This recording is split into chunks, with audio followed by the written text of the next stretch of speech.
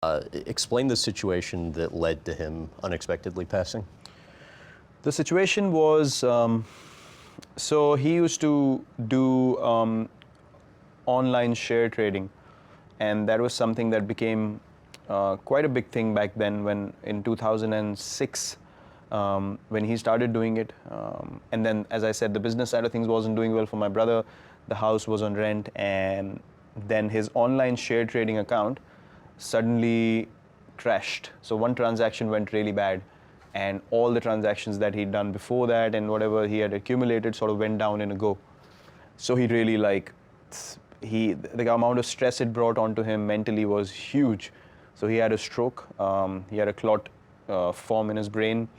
I didn't know it because I was playing my first season and I was at practice, and I was coming back from practice, and I reached the house, and then my cousin's sister was there, and I asked her where everyone is, and she's like, no, they've just gone for a regular checkup. I was like, why would everyone in the house go for a regular checkup? This doesn't seem right. Why is she the only one sitting at home? So I asked her where they are. She told me they're at this place, and I was like, take me there. So we went there, and then I saw him. And then I saw him, in a situation that I'd never seen him before. And What was the situation?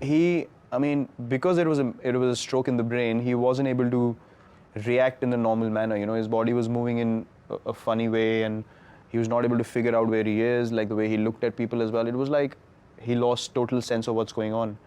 So I saw him like that, and then they took him to the operation theater, and then it was a very difficult time because they did the operation, then he came back home, and then he was in rehab, but I saw him, left side of his body got paralyzed, left side vision also got compromised, and he was just not able to communicate that well, even with the family members anymore, and couldn't do anything by himself. People had to pick him up and take him to the toilet, and there he was, a self-made man. He would just, in the house, if something went wrong, he wouldn't call anyone. He would just open the socket, the electric socket, and just start fixing things himself. So he was that self-made, and he wasn't dependent on anyone. So for a person like that to go through that, he couldn't handle it after a while, and then eventually after a couple of weeks of rehab, he got a cardiac arrest.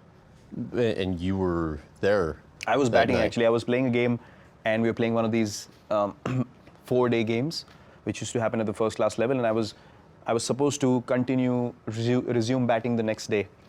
And this happened around 2:30 or 3 in the morning, and we all woke up and we had no idea what to do, and he was gone by the time we woke up, and I literally saw him take his last breath in front of me. And I tried to pump his chest and all that, nothing worked. And then there were a few doctors around in that area that we lived in. We went to their place. No one opened the door because it was 3 in the morning. We couldn't get any response, and then we drove him to the hospital. But by the time they tried electric shocks and everything, all those kind of things, but nothing worked. He couldn't recover at all. So my sister and my brother and my mother, they all broke down, and funnily enough, I couldn't cry at all.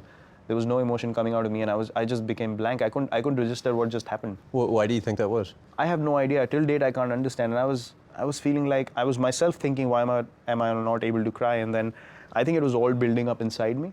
So when we came back, and everyone, all the relatives came in to sort of, pay their condolences and stuff like that. And then I called my coach in the morning, and I told him what had happened. And then he asked me, what do you want to do? I said, I want to go and play. So he said, are you sure? And I was like... Because you had a game that day. Yeah, and for me, leaving a cricket match was something which was not acceptable, regardless of what happened in life. Not going to a match was not an option I ever had, or I couldn't register that option in my mind. So I said, I'm going to go. And he said, okay, if that's your decision, go ahead. So I left the house. I hadn't cried at all, nothing, no emotion. And my family was actually feeling a bit nervous looking at me because I was showing no emotion, and everyone was like, crying, and they were emotional. And then I went to the game, and I picked up a friend of mine again, and I told him what had happened. He thought I was joking. He didn't believe me. We kept going. We reached the stadium, and when we reached the stadium and I sat in the change room, and he told everyone what had happened. So when everyone came around me to tell me, we're sorry for you, and that's the time I really broke down, and that's the time all that emotion came out, and I don't know why. The strangest part of the whole story to me was that night when you called your coach back, and you were upset. He was surprised that you weren't upset about what he would have thought it was about. You were upset about your performance in the game. I was upset because I was the umpire in the game made a wrong decision and he gave me out when I wasn't out, and I was upset because I couldn't be there till the end to make my team win the game, and I was really upset about that. So yeah, in the evening he was surprised to know that I was actually talking about that. Especially now, many years removed from having gone through that, how do you think your father's passing affected you? Now I feel like it was probably the most impactful thing that happened in my life, because I remember that day I came back from the game. After I got out, I came back to do the cremation and all the rituals that follow, and I remember telling my brother specifically that I am going to play for my country, and I am going to play this game at the highest level, and there's nothing else in life that can distract me anymore.